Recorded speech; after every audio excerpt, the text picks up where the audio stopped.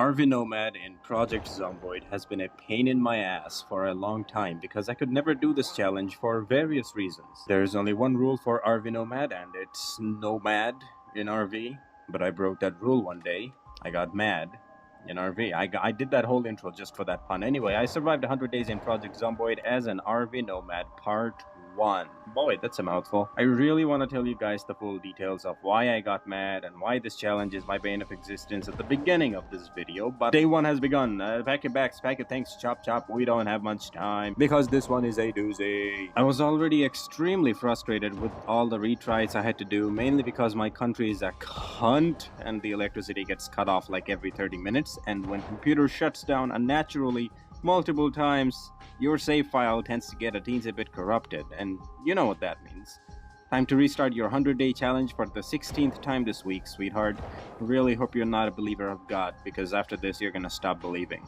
But yes, despite making this challenge slightly more relaxed and in my opinion more realistic, I still got the worst possible luck with the RV interior. I mean, what the hell is this? What am I gonna do with 2 goddamn beds and a table and chairs? Was I planning on doing nothing but romantic dates with my lover as we drove across the country with 50 states? This is possibly the worst RV interior I have ever gotten out of like the 4 types that I ever got. By the way, this is where I kept spawning before I made things easier. Like, look at this shit. What am I, a newbie, supposed to do but die like a pathetic little rat in the shithole part of the map? I also just found that out because I made it so the whole map is revealed to know that I've been getting fucked over by the game this whole time, and I'm not one to fuck with. So March Ridge, here I come. Y'all better be ready. Oh, and these are my traits, and that's my character. Rasp Utin.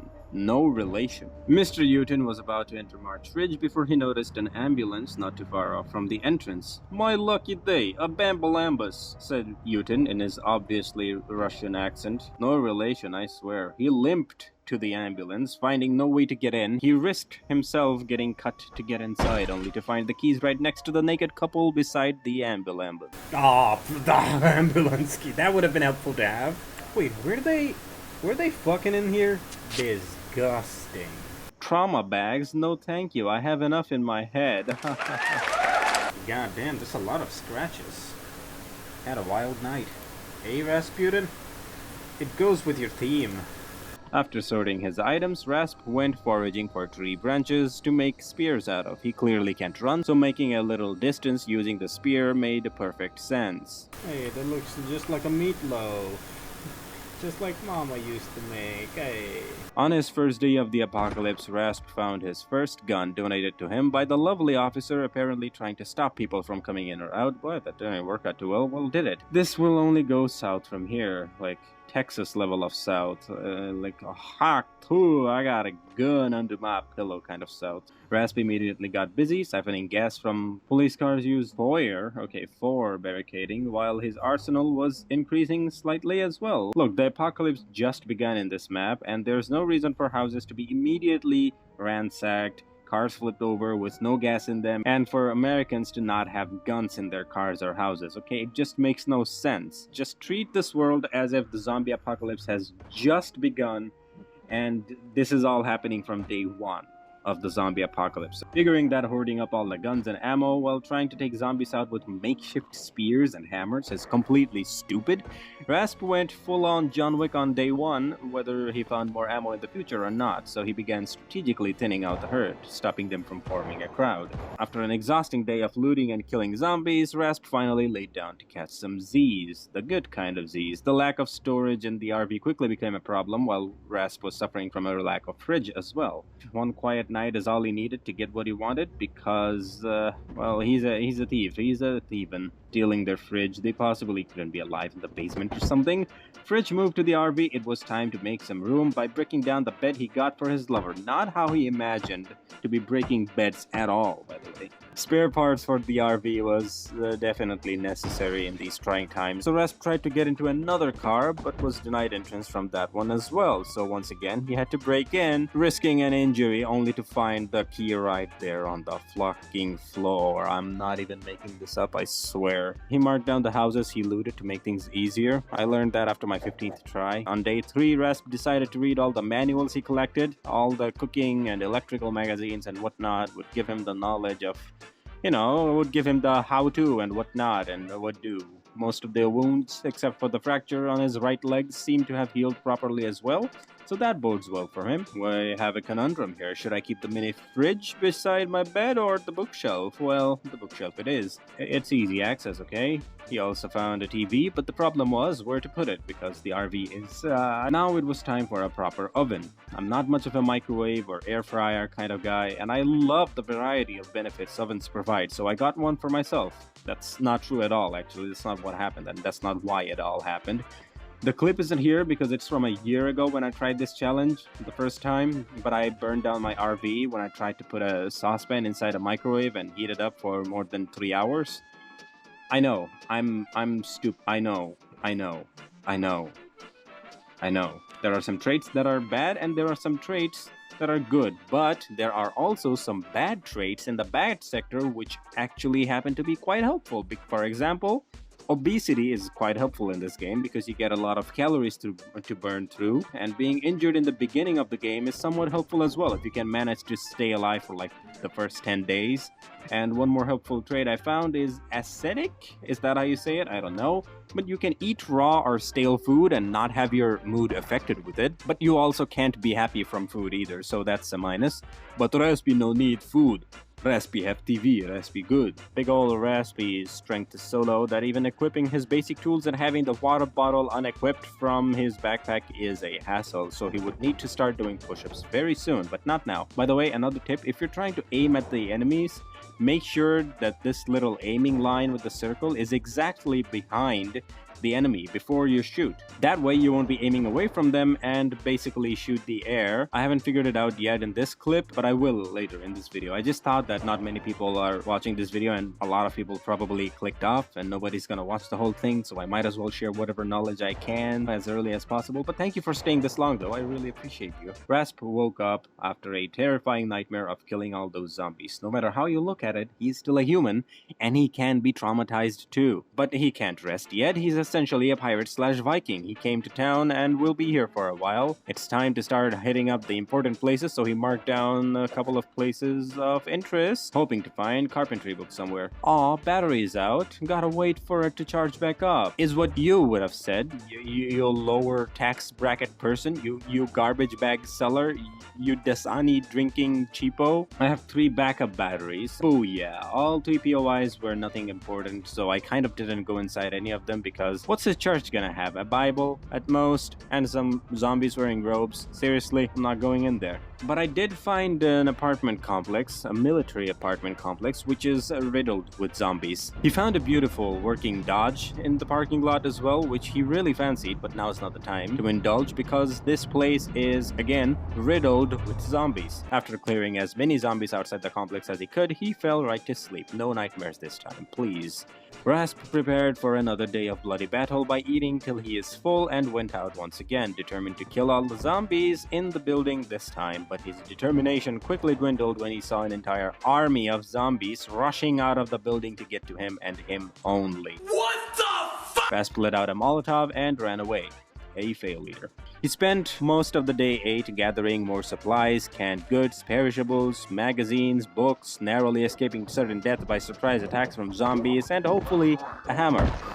Finally, getting his hands on Carpentry Volume 1, Rasp immediately got to reading it despite being inhumanly tired. Just like I am. Right as day 11 hit, Rasp got to level 2 in Carpentry, and his fracture healed from the amount of resting he's been doing these past 2 days. Talk about timing. Ah, a better bag. No more of this trauma. Something about being fatigued, though, is that it makes the melee killing enemies 10 times more gruesome than it usually is.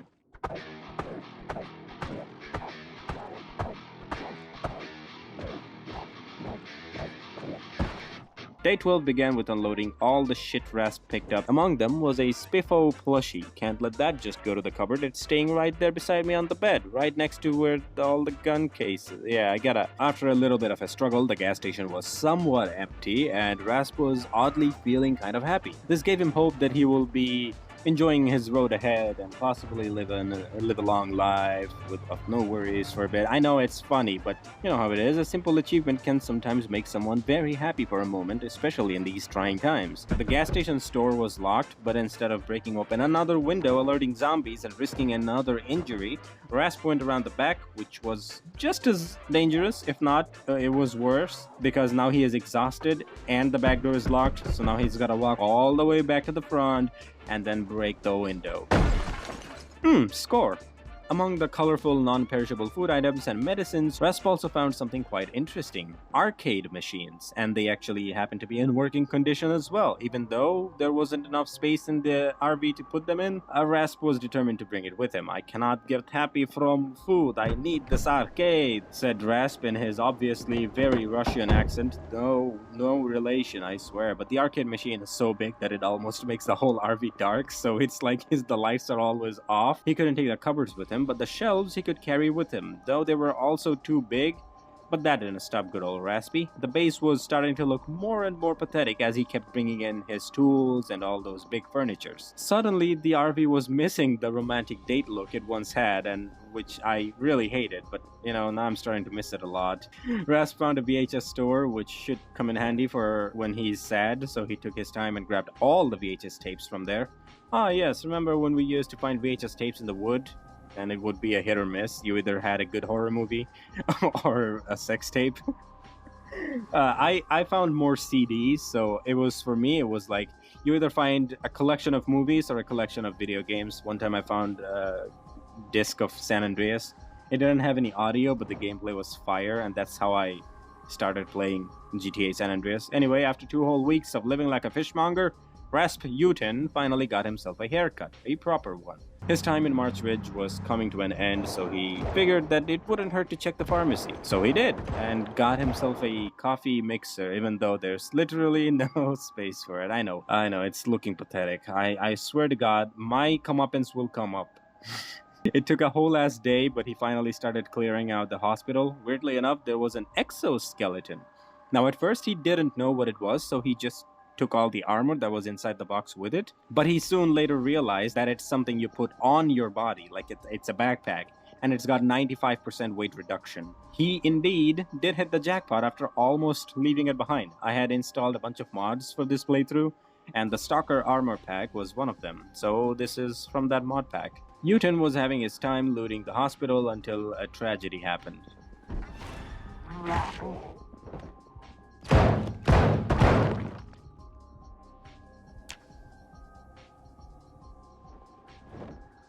Thankfully, Rasp had that thick-skinned trait on, so he very narrowly escaped that one. Shaking from his encounter, he came to his senses and threw away the coffee mixer. And he also cleared the bed. So now it's only him and his Spiffo raccoon plushie on the bed. God, I love raccoons. Then he got to reading some more magazines. Ah yes, another exosuit. This would go nicely on his RV as a substitute for a shelf. If only he could get his hands on 2 more, then he could take the metal shelves off the RV and finally have some breathing room. Anyway, Rasp finally started finding things for metalworking, but for now, his only focus is making silencers for his gun. Driving through the town, he realized there is just too many of them for him to even get off and go inside a house and take things from there. So it's time to leave and go to the next town, even though there was a possibility that he could have found a hammer. Catch you later, says Rasp, and...